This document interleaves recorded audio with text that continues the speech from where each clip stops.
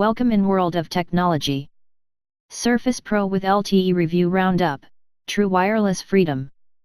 Microsoft's Surface Pro with LTE is finally available for pre-order to the general public. But before you head out to a Microsoft store or Best Buy to drop $1,149 on one, it's best to educate yourself. Most reviewers agree that the new model is largely unchanged from the Surface Pro that already exists. So let's see this video review of the most recent one here to learn about the hardware. Here's what everyone thinks about the LTE. ZDNet.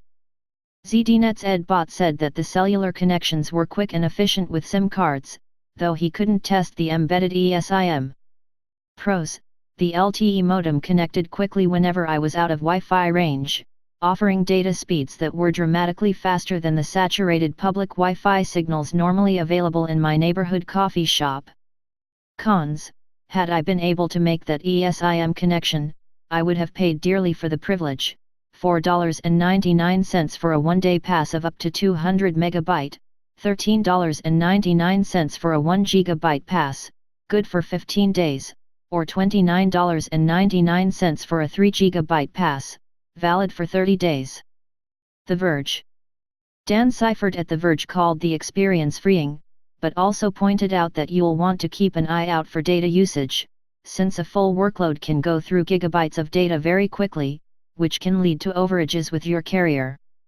Pros: getting online with the LTE Surface Pro is so easy that I never had to think about it. It's a computer that gets out of my way and just lets me do the things I need to get done, instead of distracting me with network settings or other annoyances. Cons: in just a few days of exclusive LTE usage, I was able to burn through almost 4 GB of data with just my daily workload. An unlimited data plan is probably the smart move if you are using a computer like this. Windows Central. At Windows Central, Daniel Rubino thinks the Surface with LTE is great for business travelers, but that the configurations are too limited. Pros: dropping in a SIM to the Surface Pro is simple and does not require a restart of Windows 10. After a few seconds, the network is detected. The SIM does not even have to be on a data-only plan. Take your current SIM from your smartphone and drop it in and it'll work too. Cons: many people who need a light computing, always connected PC could get by with 4 GB of RAM and 128 GB of storage, but that is pushing it. The 8/256 option is the one to get to let the Surface Pro stretch its legs. Some users will also lament the lack of 16 GB of RAM or a zippier option with a Core i7 processor.